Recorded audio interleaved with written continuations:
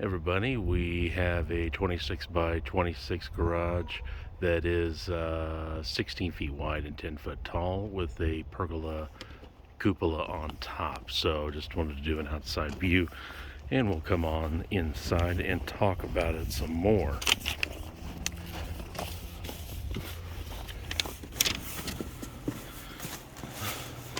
So just wanted to do a brief sort of introduction here. I'm not a YouTuber, but I watched a ton of YouTube videos about garages, pole barns, you name it. And what I started to discover was that most of the stuff out there is directed for people who have 5, 10, 20 acres, that kind of stuff. And I think wanted to do a video about what do you do if you have a small lot. Most of America has less than a half acre of land. I actually live on a property in Ohio. We have winter at least 6 months of the year, and my lot is about 8/10 of an acre. So when I started to look at building a garage a couple of years ago, a few things I noticed. Well, number one is that I wanted 2,000, 3,000 square foot. I was dreaming. That's not the reality. You can't get that with a small lot. It's just not something that's feasible. There's also the finances of it. What will it cost you? And, you have limits on that. So in my case, I got a rude awakening. I went to the zoning department and realized that I have 1,000 square foot of zoning that I can do, accessory buildings that I can do. So I already had a shed, a 10 by 16 shed, and a 10 by 16 gazebo. That left me with about 700 square feet of room that I could do. I didn't want to get rid of the shed, perfectly good shed. I didn't want to get rid of the gazebo. So that left me 700 square feet. So I built a 26 by 26 garage. I wanted to go as tall as possible because going taller is a little bit cheaper. The county limited me on the height, so I ended up doing a 12-foot ceiling. And if you look around here on the door, we did a 10 by 16 door and one man door. So that's what we ended up with. And I think I have this building.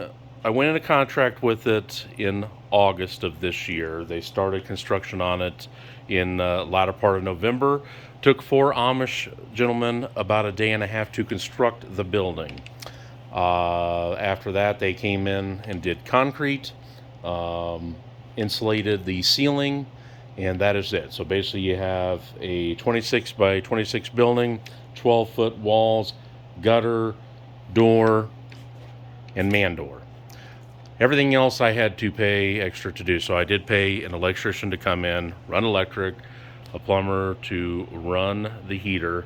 I have done a very rudimentary job of framing out the walls. These are not structural, but this is to put some rock wool insulation in. So what we have here is 1.5 inch foam board on all of the walls. So I've done that all the way around and spray foamed all the gaps. As you can see, I am not an excellent cutter of foam, so there are 1,000 tiny breaks in them, which required a lot more work to spray foam that. I figured, watched a couple of other YouTubers, and that seemed to be really good. You're getting an R7 out of that foam. And then I did R23 mineral wool, rock wool, whatever you want to call it. It's mineral wool, I guess, the brand, temp control mineral wool. R23 for 2x6s. The framing we have here that I've done is a 2x4.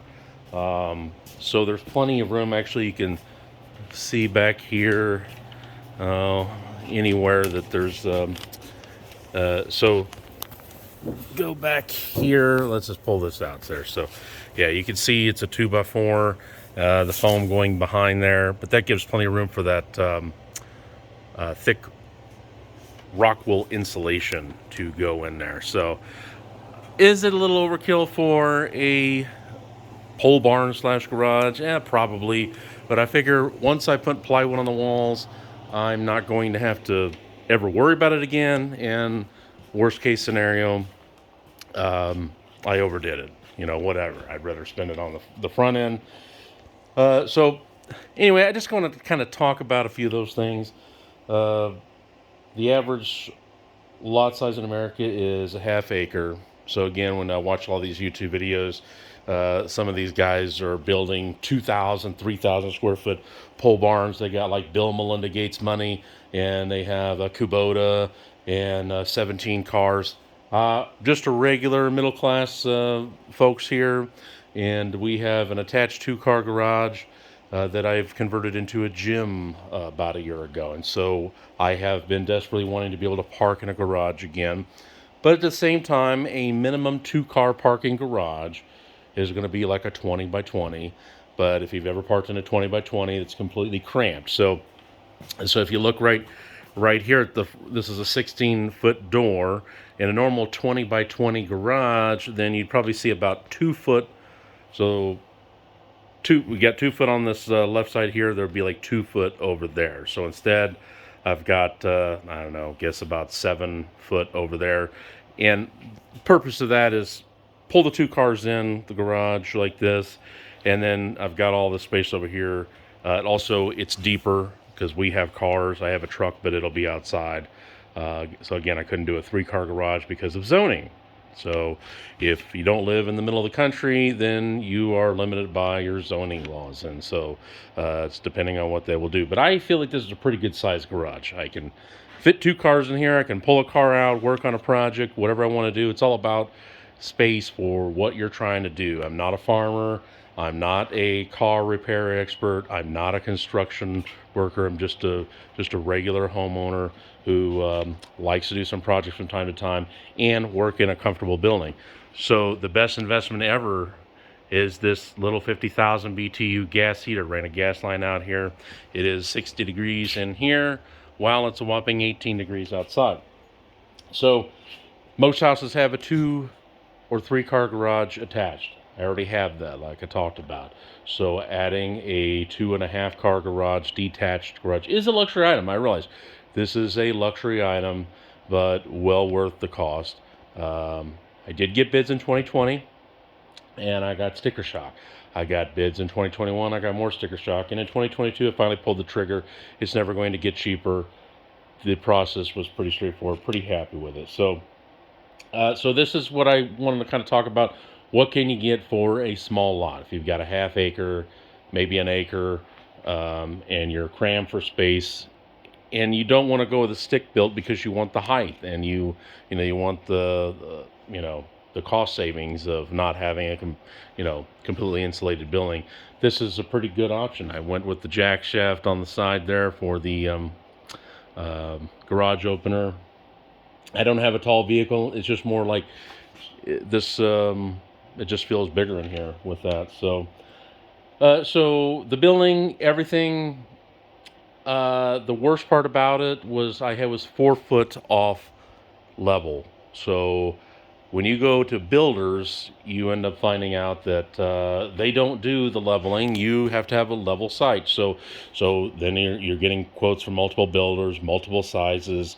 It gets rather confusing for the regular consumer, not really knowing what you want, or I should say, you want everything, and then taking it down to what your county will allow and what your budget will allow. And just taking into account the fact that you're going to you may need some excavation done. You may want utilities ran to it. You may want insulation. So what I had to do before they built this building was have 100 tons of crushed stone, or crushed concrete, loaded up on to where we're standing right now. So that corner right there is 4 feet below this corner back here under it. So 100 tons of stone to go down here. That was quite expensive. So even now, the garage still slants a little bit down from my other garage and the driveway up there. But I didn't want to, spend another several $1,000s and hundreds of, tons of more stone. So I figure at some point, actually it's gravel right now over there, so it drains pretty good. We do have a drain in the middle of the floor here that we had put in. What I have noticed is, boy, does the cold air really come in there. So I cover that up. And then there's a second drain. They did no charge back in that corner. Ran water in from the house. So there's hot and cold water there. Haven't hooked that up yet. So we got the gas line there. And we got a 90 amp panel. I know I asked for a 100 amp panel. We have a 100 amp main panel. They said they put a 90 amp breaker on there. Strangely enough, I didn't really know that you could do a close to 100 amp panel with a 100 amp main. But based on the load calculations we had, they said, yeah, we'd be fine. And more importantly, I was looking at long term. If we end up staying here a long time, and getting an electric vehicle or plug-in hybrid, whatever the case may be, we can plug it in at night. It's not going to overload things, and it's already high-end, high enough amps there. I'm not running a welder, anything like that out here. So again, talking about zoning, house wrap.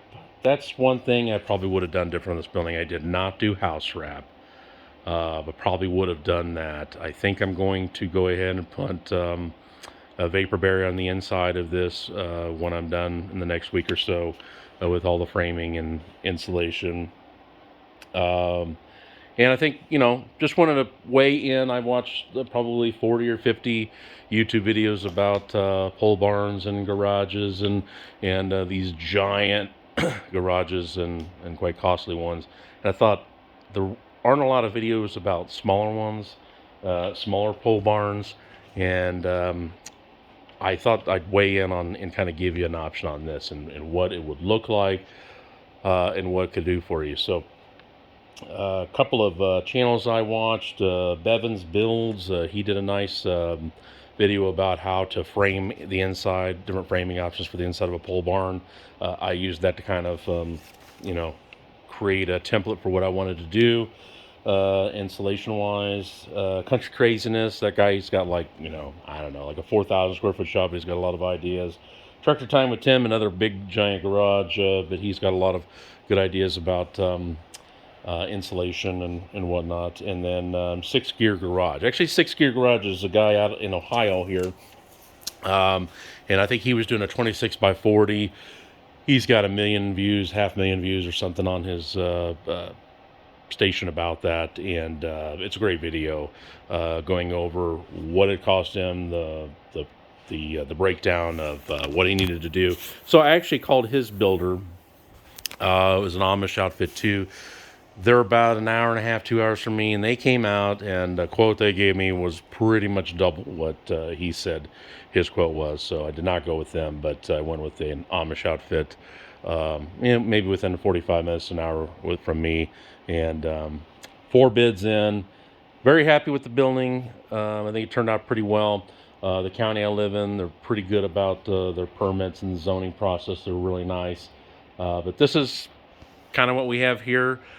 Did the lighting here. We have 4 9,000 lumen lights. I went to, I think hyperlight.com, and they said I needed 70,000 lumens for this space when I give them all the calculations. But I got to be honest, I got 36,000 in here, and it's on a dimmer, and so I can go as low as I want or as high as I want. I think it's actually plenty of light. Also, there's the light on the for the LiftMaster, and that's 1,500 lumens there. I did put up blinds in the windows for a little bit of privacy.